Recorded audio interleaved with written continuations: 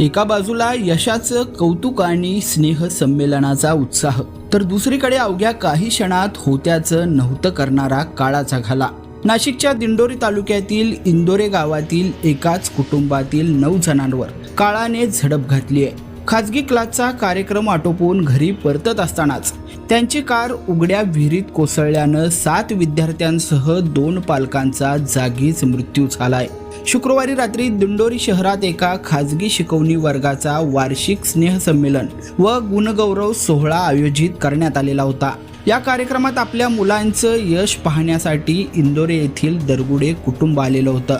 कार्यक्रम संपल्यानंतर रात्री 10 वाजण्याच्या सुमारास हे सर्वजण कारने गावाकडे निघालेले होते। मात्र वाटेत शिवाजीनगर भागात अंदाज न आल्यानं त्यांची कार राजू राजे यांच्या मालकीच्या उघड्या विहिरीमध्ये कोसळली।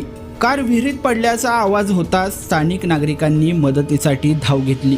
विहीर पाण्याने तुडुंब भरलेली असल्यानं आणि रात्रीचा अंधार असल्यानं बचाव कार्यामध्ये अडथळे येत होते।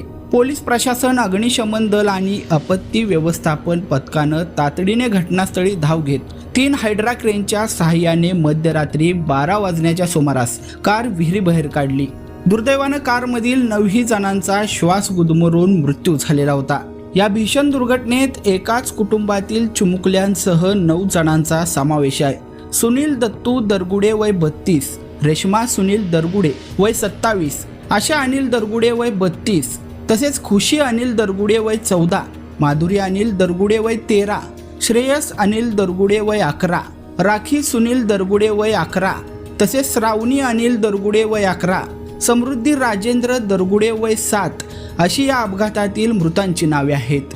या अपघातामुळे गावावर शोककळा पसरली असून काही वेळापूर्वी स्टेजवर कौतुक सोहळा अनुभवणाऱ्या चिमुकल्यांचा असा दुर्दैवी अंत झाल्याने इंदोरे गावावर मात्र शोककळा पसरली आहे। एकाच कुटुंबातील 9 जणांच्या मृत्यूने संपूर्ण नाशिक जिल्हा हळहळलाय।